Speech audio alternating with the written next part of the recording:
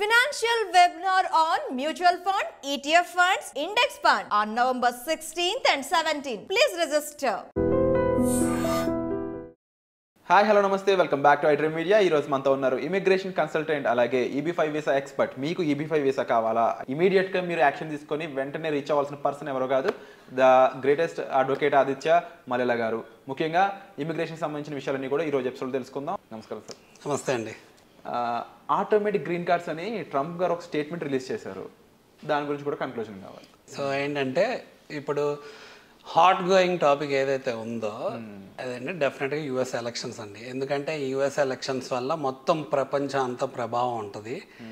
ఎందుకంటే చాలా ట్రీటీస్ ఉంటాయి, డిఫరెంట్ కంట్రీస్కి డిఫరెంట్ ఫారిన్ రిలేషన్స్ ఉంటాయి. అవన్నీ కూడా యుఎస్ ఎలక్షన్స్ బేస్ చేసుకొని డిపెండ్ అవుతాయి. సో ఈ ఇమిగ్రేషన్ లాస్లో EB5 visa to get green card in a fast way అనేది మన వెపన్ కాబట్టి అది ఎలా డిటర్మైన్ అయ్యిద్ది, ఎవరు వస్తే ఏం అడ్వాంటేజెస్ జరుగుతాయి అవన్నీ మనం కొంచెం డీటెయిల్గా డిస్కస్ చేద్దాం. సో ఏంటంటే అసలు మనం we need to go in to dynamics అండి. మనకి EB5 వీసా అసలు ఎందుకు ఆప్ట్ చేసుకుంటాం అంటే ఇప్పుడు గ్రీన్ కార్డ్ వచ్చే పరిస్థితి 100 years వరకు లేదు కాబట్టి నెక్స్ట్ ఫ్యూ ఇయర్స్లోనే మనకి గ్రీన్ కార్డ్ రావటం ప్లస్ అలానే సిటిజన్షిప్ రావటము EB5 వీసా ద్వారా ఆప్షన్ ఉంది కాబట్టి మనం దీన్ని ఆప్ట్ చేసుకోవడం జరుగుతుంది. సో దానికి ఏంటంటే 7 to 8 crores కావాలి. సో 7 to 8 crores తీసుకెళ్ళి ఎప్పుడైతే యూఎస్లో ఇన్వెస్ట్ చేస్తున్నామో అది ఫారెన్ ఇన్వెస్ట్మెంట్గా గుర్తించి ఎకానమీ ఎంప్లాయ్మెంట్ బూస్టప్ అవుతుందని బేస్ చేసుకొనే మనకి EB5 ద్వారా గ్రీన్ కార్డ్ ఇస్తాం జరిగింది. సో మనం దీంట్లో 2 topics మాట్లాడుకోవాలి. So economy employment foreign investment అని ఎప్పుడైతే అంటున్నామో యుఎస్లో ఎవరున్నా కూడా ఎకానమీని ఎంప్లాయ్మెంట్ని బూస్ట్ చేయాలనే చూస్తారుగా వాళ్ళైనా సరే. 100%. మనమైనా మన తెలంగాణ ఆంధ్రాలో ఫారిన్ కంపెనీస్ రావాలి, లేకపోతే ఫారిన్ ఇన్వెస్టర్స్ రావాలి, ఎకానమీ ఎంప్లాయ్మెంట్ బూస్ట్ అవ్వాలని చూస్తున్నాం కదా. డెఫినెట్గా అదే కదా గ్రోత్ పారామీటర్ తీసుకుంటే. అలానే యుఎస్లో ఎవరు ఎలక్ట్ అవుతారు అన్న దాన్ని బేస్ చేసుకొని పాలసీ చేంజెస్ ఏముంటాయి ఇమిగ్రేషన్ లాకి రిలేటెడ్ అనేది కూడా చాలా ఇంపార్టెంట్. ఎందుకు అంటే ఇప్పుడు తీసుకుంటే గ్రీన్ కార్డు అసలు ఎన్ని రోజులు పట్టిద్ది, ఎంత వెయిటింగ్ లిస్ట్ ఉంది, ఎన్ని ఏళ్ళ నుంచి వెయిటింగ్ లిస్ట్ ఉంది అనేది అందరికీ తెలిసిన సబ్జెక్ట్. చాలా లాంగ్ వెయిటింగ్ లిస్ట్ ఉంది. సో గ్రీన్ కార్డులో కూడా చాలా రకాలైన గ్రీన్ కార్డ్స్ ఉన్నాయి. సో మన వాళ్ళు ఎడ్యుకేషన్ ద్వారా వర్క్ ద్వారా అప్లై చేసుకొని ఎంప్లాయర్ ఎవరైతే మనకు స్పాన్సర్ చేస్తున్నారో ఆ విధానంగా ఆప్ట్ చేసుకునే గ్రీన్ కార్డ్ రావాలి అంటే 100 years టైం పడుతుంది, వెయిటింగ్ లిస్ట్ ఉంటుంది. మరి దీనికి ఏం చేయాలి అంటే యుఎస్ గవర్నమెంటే దానికి పాలసీ చేంజెస్తో రావాలి.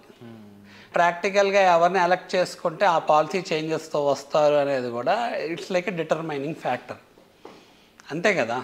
2 types of people ఉన్నారు సార్ ఇక్కడ. Completely 2 different kind of people అని చెప్పొచ్చు. ట్రంప్ వర్సెస్ కమలా హ్యారిస్ అన్నప్పుడు అవునండి ఒక పర్సన్ ఏమో నా కంట్రీ, నా దేశం, నా రక్తం అని బిలీవ్ చేసే పర్సన్ ఒకరు. అవునండి. ఇంకో పక్కన humanity, America is like big brother అందరికీ, అంటే ఫ్రెండ్లీ నేచర్ అని చెప్పే పర్సన్ ఒకరు. కానీ నిజానికి ట్రంప్ ఉన్నప్పుడు ఎటువంటి వార్స్ జరగలేదు. ట్రంప్ రైట్ లీడర్ అనే ఒక సెటన్ పీపుల్ కొంతమంది ఉన్నారు, అందులో మన ఇండియన్స్ కూడా ఉన్నారు. అవునండి. సో సమ్హౌ ఇందులో జెన్యున్గా ఒక హీరోలో నిలబడేది EB5 వీసా అనేది నాకు అర్థం అవుతుంది. ఎందుకంటే ఎవరు ఎలా వచ్చినా కూడా దాని పైన చేసుకుంటూ పోతుంది. అవునండి. సో దాని యొక్క డైనమిక్స్ ఏ విధంగా ఉన్నాయి. సో మనకి ఏంటంటే ఇది అంతా ఈ సబ్జెక్ట్ అనేది ఏంటంటే చాలా థింగ్స్తో ముడిపడి ఉంటుందండి. సో ఎస్పెషల్లీ ఇమిగ్రేషన్ లా అనగానే మనకి ఎలక్షన్స్లో ఎవరు గెలుస్తారు అనేది కొంత ఫారిన్ రిలేషన్స్, నెక్స్ట్ వార్స్కి రిలేటెడ్, ఈ వెపన్స్కి రిలేటెడ్, ట్రీటీస్కి రిలేటెడ్ వీళ్ళు బేస్ చేసుకుంటుంది. ఇమిగ్రేషన్ సబ్జెక్ట్ వచ్చేసి సో ఇప్పుడు అసలు యుఎస్ని తీసుకుంటే డైనమిక్స్ ఆఫ్ యుఎస్ ఏంటి, it's land of opportunities, it's land of immigrants. అంటే migrants from different places like Europe నుంచి, సౌత్ అమెరికా నుంచి, ఏషియా నుంచి ఇలా డిఫరెంట్ పీపుల్ మైగ్రేట్ అయ్యి అక్కడ యునైటెడ్ స్టేట్స్ ఆఫ్ అమెరికా అంటే ల్యాండ్ ఆఫ్ మైగ్రెంట్స్, ఇమిగ్రెంట్స్గా మారింది. సో ఇప్పుడు వచ్చేవాళ్ళు కూడా లీడర్స్ ఒక్కొక్కరికి ఒక స్టైల్ ఉంటుందండి. కొంతమంది అగ్రెసివ్గా చెప్తారు, కొంతమంది ఏమో కొన్ని థింగ్స్ స్మూత్గా హ్యాండిల్ చేస్తారు. బట్ ఏంటంటే మనకి మెయిన్ అక్కడ టాపిక్ ఏంటంటే ఇల్లీగల్ ఇమిగ్రేషన్ అండి. సో ఇప్పుడు ఇల్లీగల్ ఇమిగ్రేషన్ ఎప్పుడైతే ఉందో, ఇల్లీగల్గా మైగ్రేట్ అవుతున్నారో దానికి ఒక పర్టికులర్ సరైన డాక్యుమెంటేషన్ ఉండదు, సరిగ్గా ట్రాకింగ్ ఉండదు, extra burden on the country ఉంటుంది. సో ఈ అన్ని మెజర్స్ని ఎరాడికేట్ చేయడానికి చూస్తారు. మళ్ళీ మోర్ ఓవర్ ఏంటంటే misuse of any loop holes కూడా ఇమిగ్రేషన్లో ఎరాడికేట్ చేయడానికి దాన్ని స్ట్రీమ్ లైన్ చేసి ప్రొసీజర్ స్టాండర్డ్ చేయడానికి చూస్తారు. సో ఎవరైనా అసలు అక్కడ సెటిల్ అవ్వాలి అంటే వాళ్ళ ఫైనల్ డెస్టినేషను పర్మనెంట్ రెసిడెంట్ అవ్వాలి అనుకుంటారు, గ్రీన్ కార్డ్ ద్వారా అయ్యే అవకాశం ఉంది. సో అదే మనకి EB-5 వీసా ద్వారా ఏమవుతుంది అంటే మన ఇన్వెస్ట్మెంట్ అక్కడ ఇన్వెస్ట్ చేస్తాం కాబట్టి దాన్ని గుర్తించి మనకి EB-5 వీసా ద్వారా గ్రీన్ కార్డ్ ఫాస్ట్గా వస్తాం జరుగుతుంది. సో ఇది ఎలా ఉంటుంది అంటే 1990లోనే ఇమిగ్రేషన్ యాక్ట్ ద్వారా ఈ EB-5 వీసా అనేది ప్లేలోకి వస్తుంది జరిగింది. సో ఇంతకుముందు అసలు ఏంటంటే $800,000 అంటే 7 to 8 crores కూడా ఉండేది కాదు, దాని అమౌంట్ $500,000 ఉండేది. సో దాన్ని ఏంటంటే 2022లో లా మళ్ళీ రివైజ్ అయిందండి.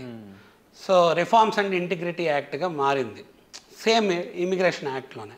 సో దానివల్ల ఏంటి అంటే ఇన్ఫ్లేషన్ ప్రూఫ్ని బేస్ చేసుకొని $500,000 ఇప్పుడు వరకు ఎప్పుడు రివైజ్ అవ్వలేదు అంటే $800,000 చేశారు. అలానే అప్లికేషన్ ఫీజెస్ అవి కూడా పెరిగినాయి. సో ఏమేం చేంజెస్ ఫర్దర్గా కూడా రావచ్చు అంటే ఇప్పుడు ఓల్డ్ లాలో లైక్ లెట్సే ప్రాసెసింగ్ కొంచెం స్లోగా ఉండే అవకాశం కొన్ని కేసెస్లో వచ్చింది. 2018లో అప్లై చేసిన వాళ్ళకి వాళ్ళు ఎక్స్పెక్ట్ చేసిన దానికంటే కొంచెం గ్రీన్ కార్డ్ లేట్ అవటం జరిగింది. కండిషనల్ గ్రీన్ కార్డ్ కొంచెం లేట్గా రావటం, వర్క్ ఆథరైజేషన్స్ కొంచెం లేట్గా రావటం, అప్పుడు మనకి ల్యాబ్స్ అయిపోవటం జరిగింది. ప్లస్ ఏంటంటే కరోనా వచ్చింది, ప్లస్ ఏంటంటే ఎలక్షన్స్ వచ్చినాయి. ఎలక్షన్స్ వచ్చినాక కొత్త వాళ్ళు వచ్చి వాళ్ళు మెజర్స్ తీసుకుంటానికి కూడా టైం పట్టింది. బట్ ఏంటంటే కొత్త వాళ్ళు వచ్చేసరికి ఏ మెజర్స్ తీసుకోవాలో అవి కూడా తీసుకుంటాం కొంతవరకు లాపరంగా జరిగింది. 2022లో ఎప్పుడైతే రివైజ్ చేశారో ఇంకా మోర్ స్పెసిఫిక్గా they came up with specific law regarding EB-5.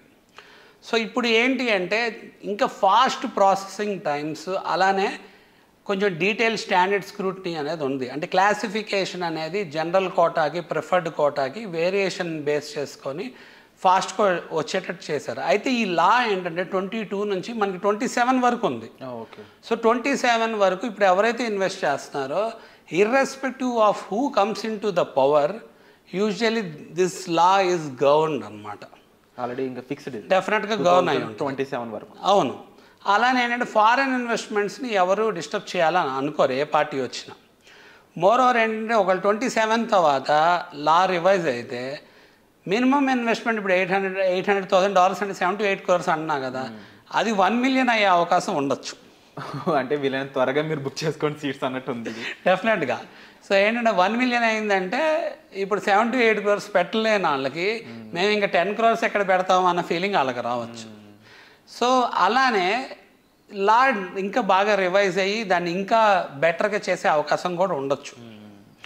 So అందుకని మనం EB-5 డైనమిక్స్ అనేది కొంచెం డిఫరెంట్గా ఉంటుంది. ఎందుకంటే it's a prioritised self sponsored investment visa. అంటే ఏ ఎంప్లాయర్ మనకు స్పాన్సర్ చేయట్లేదు, మనమే స్పాన్సర్ చేసుకుంటున్నాం. అవును. మనం స్పాన్సర్ చేసే ఫారెన్ ఇన్వెస్ట్మెంట్ ఫండ్ వల్ల అక్కడ ఎకానమీ ఎంప్లాయ్మెంట్ బూస్ట్ అవుతుంది కాబట్టి మనకి ఇచ్చే ప్రిఫరెన్స్ కానీ ప్రయారిటీ కానీ చాలా డిఫరెంట్గా ఉంటుంది.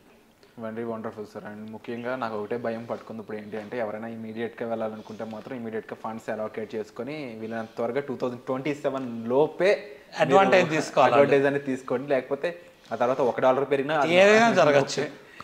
బట్ $1 million అనేది ఇట్స్ లైక్ అది ఒక పీడకాలని చెప్పాలి. ఒక్కోసారి ఏంటంటే కోటా కనుక అయిపోయింది అనుకోండి, చాలు ఇప్పటి వరకు ఇచ్చింది అని కూడా అనుకోవచ్చు. అప్పుడు ఏంటంటే కోటా తగ్గించే అవకాశం ఉండొచ్చు. లేకపోతే ఎక్కువ మంది ఫైల్ చేస్తున్నారు అనుకోండి, వెయిటింగ్ లిస్ట్ పడే అవకాశం కూడా ఉంటుంది. అప్పుడు duration of getting green card కూడా పెరిగే ఛాన్స్ ఉంటుంది. చాలా ఇప్పుడున్న సిచ్యువేషన్లో చాలా ఫాస్ట్గా ఈ $800,000 అంటే 7 to 8 crores వస్తుంది కాబట్టి స్టేజెస్ వైజ్లో కూడా ఇన్వెస్ట్ చేసుకునే అవకాశం ఉంది. సో ఏంటంటే as soon as possible advantage తీసుకోవచ్చు ఎవరన్నా కావాలంటే. ఈఎంఐలు అందరికీ అలవాటే. సో అమ్మాయిల వెనకాల తిరగడం ఆపేసి ఈఎంఐలు పెట్టుకునైనా అమెరికా వెళ్ళి అక్కడ సంపాదించుకోవాలని ఎవరైనా అనుకున్నట్లయితే మాత్రం ఇమీడియట్గా డెసిషన్ తీసుకోండి. ఎందుకంటే 2027 తర్వాత లాస్ అనేవి మారబోతున్నాయి. సో అప్డేట్స్ కోసం వేసి చూస్తూనే ఉండండి. అండ్ మీకు ఇమిగ్రేషన్ సంబంధించి ఎటువంటి కన్సల్టెన్సీ కావాల్సిన వెంటనే మీరు డిస్ప్లే అవుతున్న నెంబర్స్ కాల్ చేయడం ద్వారా అడ్వకేట్ అజయ్ గారిని మీరు కలవచ్చు. అండ్ మరీ ముఖ్యంగా లైఫ్ అనేది చాలా సెక్యూర్డ్గా ప్రాపర్గా ప్లాన్ చేసుకోవాలనుకున్న వాళ్ళు, ముఖ్యంగా ఈవెన్ అబ్రాడ్ వెళ్ళి సెటిల్ అవ్వాలనుకున్న వాళ్ళు, అమెరికా నుంచి ఆన్ సైట్లో కానీ లేకపోతే ఇంకో డిఫరెంట్ విధాలుగా మీరు అక్కడ బిజినెస్ పెట్టడం అని కానీ లేకపోతే ఓవరాల్గా మీ లైఫ్కి ముడిపడి ఉన్న అంశం ఇమిగ్రేషన్ అయ్యుంటే ఇమీడియట్లీ మీరు ఎటువంటి డౌట్ పెట్టుకోకుండా discount make use of the learning option. Very important sir. And so ఈ లోన్ అర్నింగ్ ఆప్షన్ మీరు అడ్వాంటేజ్గా తీసుకొని 2027 లోపే మీరు ఫైనల్ చేసుకోండి. దట్స్ వై మీరు ఈ అడ్వాంటేజ్ అనేది మీ సొంతం చేసుకోవచ్చు. Thank you so much sir. Thank you అండి.